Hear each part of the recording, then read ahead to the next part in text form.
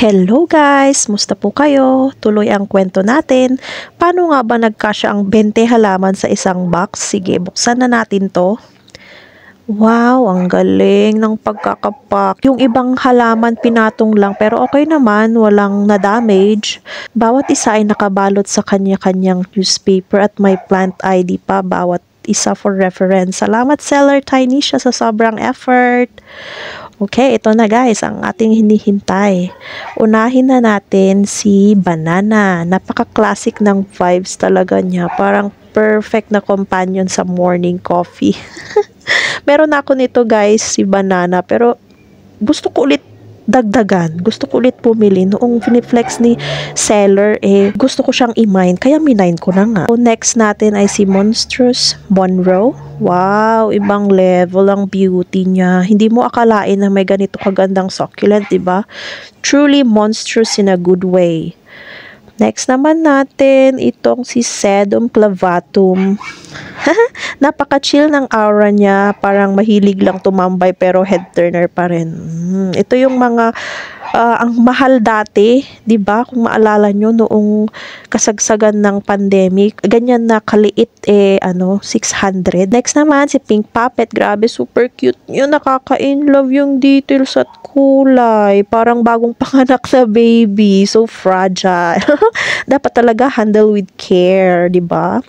Next naman si Cream Tea, oy, ang ganda niya talaga. Parang perfect sa isang Instagrammable garden corner.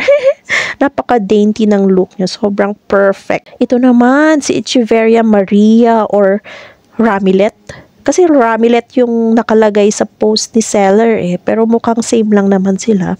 Either way, super elegant niya, diba? And here's Jelly Jam. Parang literal na dessert. Super cutesy vibes niya, oh. Next is the white one. Grabe, parang masyado siyang sophisticated para sa akin. Talagang head turner.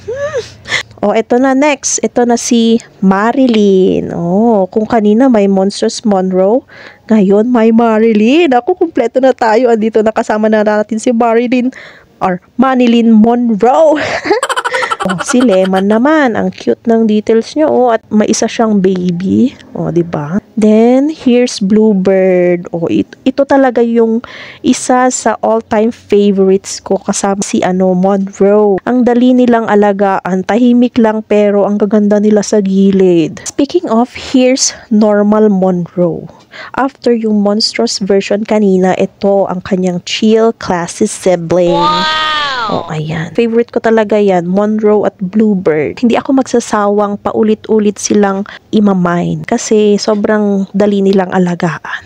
Wow, may freebie pa si seller. Thank you kay Derlu. Si Derlu daw ito. Ang cute-cute naman. Next, si Agavoids Maria. Or Agavoides or Agavoids. Ang laki niya. Parang saya-saya niyang i-display, oh. At ito na nga, ang pinakapakay ko si Laon or Laon. Pero since may minimum order kasi si seller, nagdagdag ako. Sobrang nga lang naging 20 halaman. Pero paano ba naman? Super affordable na. Nakakabighani ang pics nila sa post. Kaya nga eto na ngayon, 20 halaman. Moving on, here's Amabile. Ang klase ng look niya, no? Parang elegant party guest.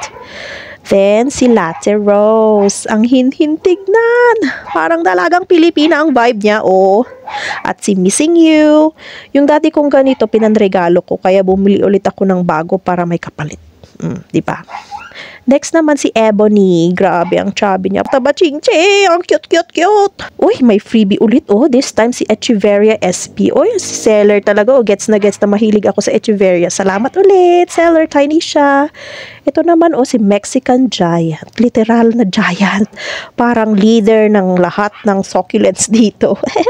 At ito, si Tapalpa. Grabe, sobrang ganda. Parang artistahin. Ang kinis. Grabe. Gusto ko pa sana, kaso wala na. So, tapos na ang 20 halaman. Okay.